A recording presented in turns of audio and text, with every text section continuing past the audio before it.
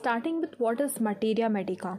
So it is a book or subject which contains the collected facts from the different experiments, clinical experience, including their pharmacodynamic effects and method of application and dose of different drugs for the purpose of cure of the sick individual.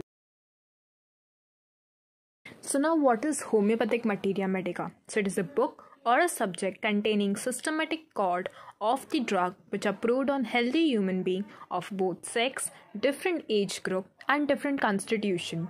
So here the systematic code, it mainly includes the source, that is the origin, the effects and the classification of the particular drug.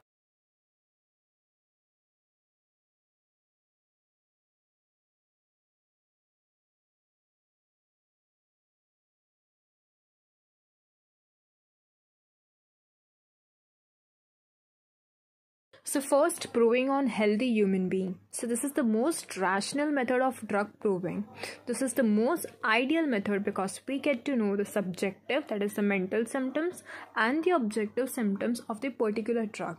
Here, subjective symptoms are mainly based on the patient's point of view, that is his feelings, his judgment or his point of view, whereas objective symptoms are mainly based on the observation and measurements. Proving on healthy animals. So this is also a good source. In this type of proving, only objective symptoms are obtained. Here we cannot get the subjective symptoms and the mental symptoms. It's just because the animals can't speak, so they are not able to give us the main, that is the subjective symptoms or the mental symptoms.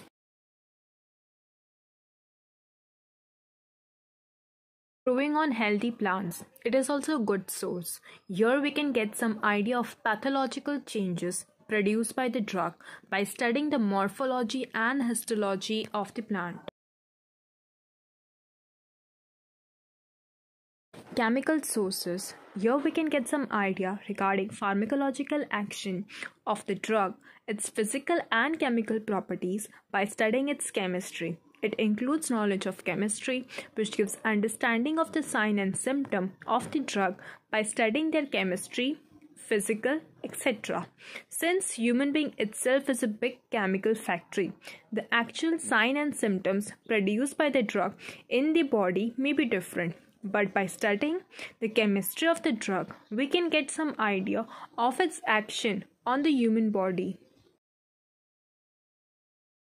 Accidental source. This source includes those medicines whose curative action was discovered accidentally. For example, Blata orientalis in asthma.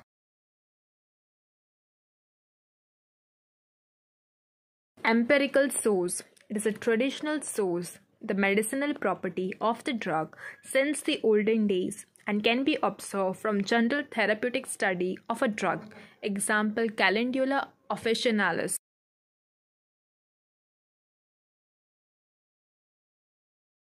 Toxicological source. Toxicology is a science which deals with the study of the effects of toxic substance on human beings.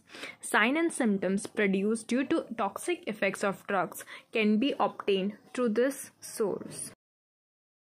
Clinical observation. It is based on clinical symptoms. Clinical symptoms are those symptoms which are observed in drug proving, but they are observed during clinical practice.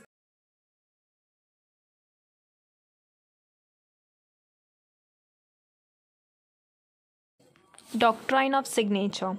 So it is a pseudo-rational way of ascertaining the curative power of a drug substance from its physico-chemical properties in its crude stage. Crude stage means raw stage. This is present in some drugs of homeopathic Materia Medica, and by this we can remember and learn the Materia Medica of that drug up to a certain extent.